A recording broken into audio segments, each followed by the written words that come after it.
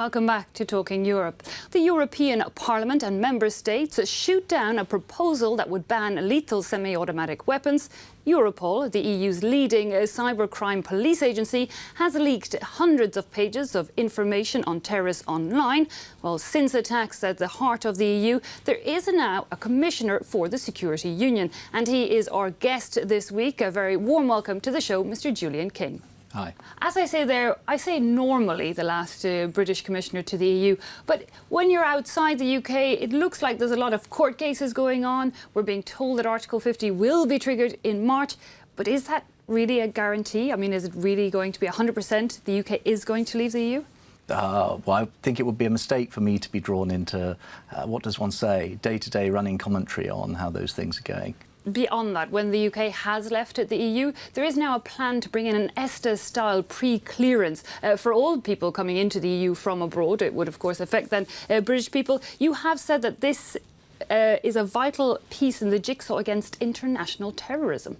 In order to know more about who is coming in and out of Europe, we've reinforced controls at our borders. And we're launching this idea, which will take a couple of years to set up, that we have a pre-clearance system, like the United States do, for people from third countries who don't have a visa. So it's exactly what your listeners will know from their visits to the US. You fill in a form. In our case, the European case, it'll cost you €5 to get the right to travel as many times as you want for 5 years. Okay. So it's actually cheaper than the American system. Why are we doing it? We're doing it so that we know a little bit more about the people who are coming in and out of our countries. Those external of borders. Our countries, and that seems like a good idea. Now, the UK, of course, one of the big military mights of the EU. So a lot of people in the EU were worried that, once the UK leaves, that leaves the EU more vulnerable. Do you think the EU is less secure as a group of 27?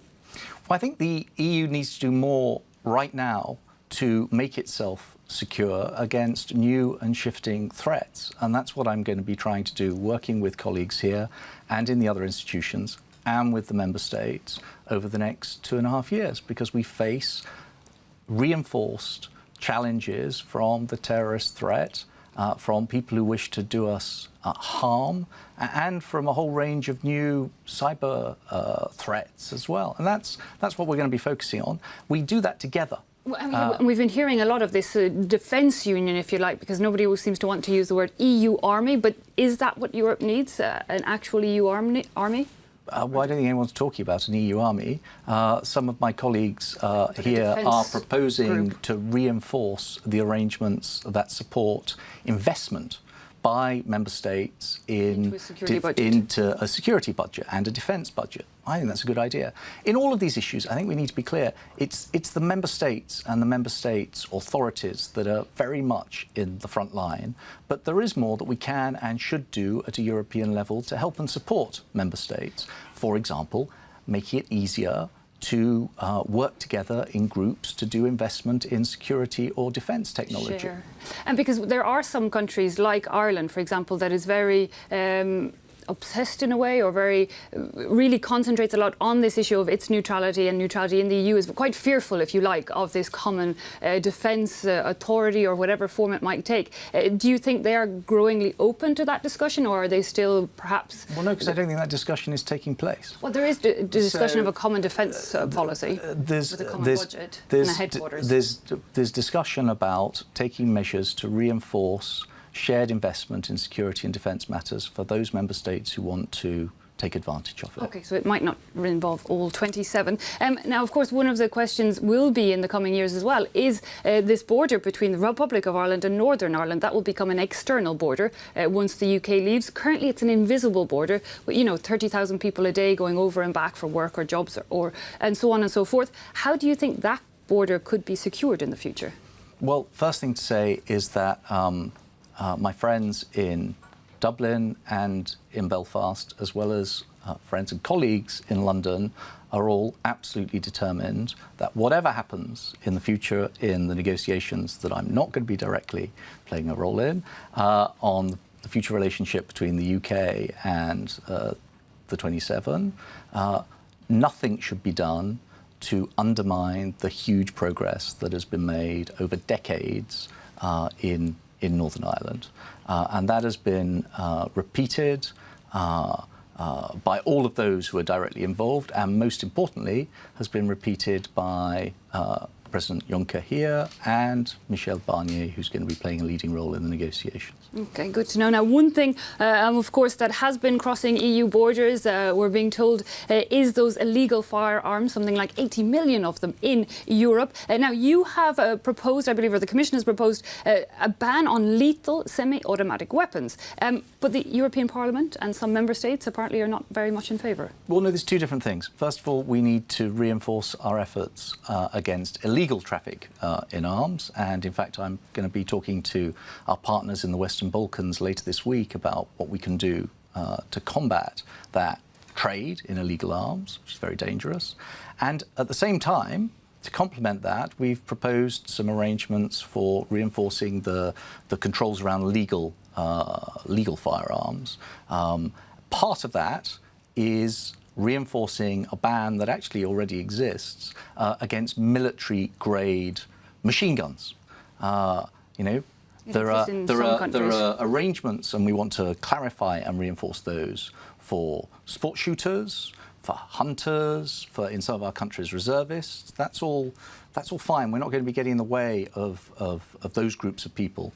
But there is also a risk of the free circulation of military-grade machine guns, heavy-duty machine guns, and that we think we ought to control better.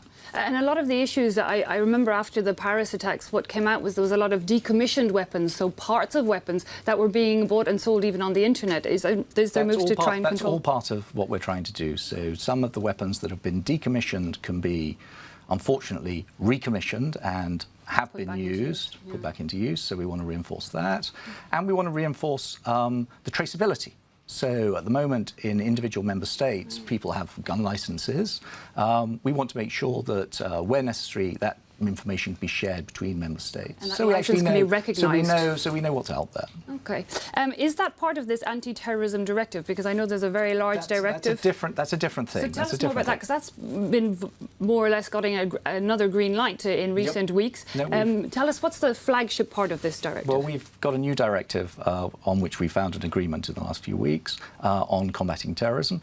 It does a number of things, but the main things are to criminalise travel to and from Iraq and Syria for the purposes of terrorism, which was already the case in some countries, but not in all countries. So we've established that. And it also criminalises activities linked to promoting terrorism. And it provides, and I think this bit's quite important, that member states should have in place arrangements to deal with terrorist attacks, and particularly to help victims of terrorist attacks. Now, again, there have been some very strong examples of where that has worked, unfortunately following attacks in France in particular. But not every member state had in place the arrangements that France did.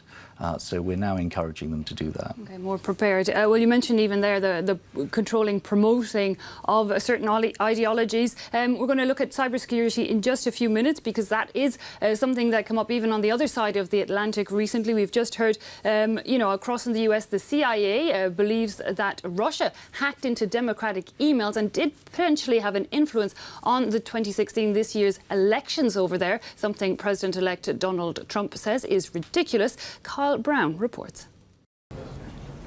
Donald Trump might call them ridiculous, but the White House is taking intelligence reports that Russia interfered in the US presidential election very seriously. We certainly have long supported the principle of congressional review of this matter. There has been intensive cooperation between the intelligence community and other national security agencies and members of Congress in both parties, both before and after the election. As Ernest pointed out, it's not just the Obama administration that's keen to get to the bottom of the CIA claims that surfaced a few days ago. Both Republican and Democratic senators say there are serious indications that Russian hackers released Democratic Party documents in a bid to boost Donald Trump's election chances. On Monday, Republican John McCain said an investigation into the cyber attack reports should stretch across the armed services, intelligence and foreign relations committees in Congress, while Senate Majority Leader Mitch McConnell underlined his view that Russia's not America's friend. Obviously, any foreign breach of our cybersecurity measures is disturbing, and I strongly condemn any such efforts. It defies belief that somehow Republicans in the Senate are reluctant to either review Russian tactics or ignore them. As he met with leading Republicans at Trump Tower in New York this Monday, the president-elect once again rejected the hacking claims, with his transition team saying they're an attempt to delegitimize his win. The Kremlin has already dismissed the CIA's findings as, quote, absolutely unfounded, unprofessional and amateur. Well, there, Mr. King, we see the problem across the US, but we've heard similar issues here in the EU. We heard German Chancellor Angela Merkel also suggesting that she was fearful of this kind of cyber attack or influence even on elections. How much of that is scaremongering and, you know, pointing to Russia nearly as an excuse, and how much of it is a real threat? Well, without getting into questions of attribution, it's real. There are threats in the cyber world. There have been attacks here in Europe. A few years ago, your sister channel TV 5 Monde was attacked. There have been attacks in Germany. The heads of the two main German intelligence agencies have been talking about those recently. There was an attack in the Bundestag. There was an attack on Chancellor Merkel's own party. There have been attacks here in Brussels. The European Parliament has been subject to an attack. So it exists. This isn't something that people are making up. So, and one wonders then, how do you control it? I know that there's a recent cybercrime plan put in place, I believe 10 million euros being spent on it. You're working with major internet organisations, but that's to take down this terrorist kind of promoting ideology, if you like. Yeah, is well, that there's different things. There's different things. There is the use of the internet to promote propaganda.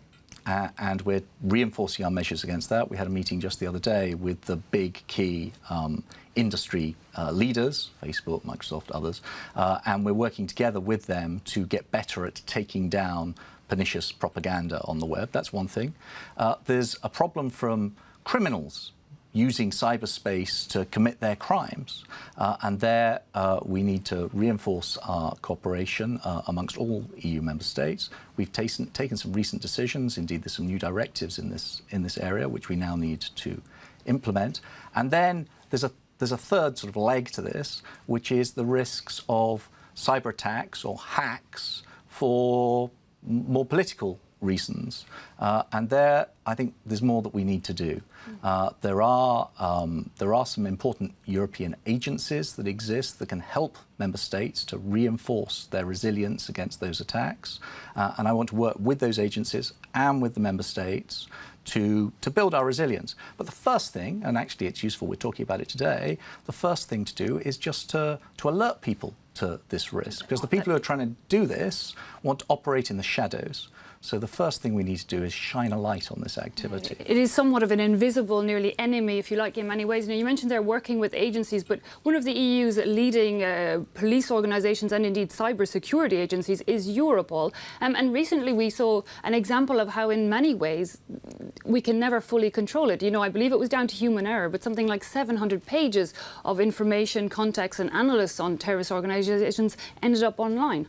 There was a leak out of Europol of information that was 10 years old, which was human error. Unfortunately, you can't always eliminate human error because there are humans involved in this work. But actually, the system that Europol uses is very robust and has been completely robust to any type of cyber interference. OK, so that's more down to somebody. But still, you kind of think somebody can infiltrate organisations. It seems quite worrying if Europol, if it can happen there, can it happen anywhere? But let's look also at the propaganda side of things. You know, taking down, I guess, terrorist promoting websites or organisations. What exactly is being targeted, and how do you even, how do you even go about targeting it? There's a fine line between, freedom of speech and knowing who to target. Well, some stuff is illegal. We've all agreed that incitement to hate and incitement to violence is illegal and shouldn't be allowed on the web or anywhere else. Wherever that comes from. I mean, that's not just Daesh. There are other extremists, including right-wing extremists, who can fall foul of this kind of effort to remove hate speech. Then the new CT directive that you were talking about a few minutes ago says that incitement to terrorist acts will be illegal, and so that material should also come down. But we're defending our way of life, including the freedom of expression, freedom of speech. So for other, perhaps very unpleasant material that doesn't fall into any of those classes that I've just described that are illegal, then we have to work with the web businesses who have their own rules and codes of conduct. And so we draw their attention to material and we ask them whether they're happy to host that material according to their own rules and their own code of conduct. Europol, who you just mentioned, are very active in this field. Over recent months, they've drawn attention to some 20,000 such posts, and in 9 cases out of 10, the hosts, the business that is actually hosting the site, have agreed that it's contrary to their own terms and conditions, their own rules, and have taken the material down. That's a great start.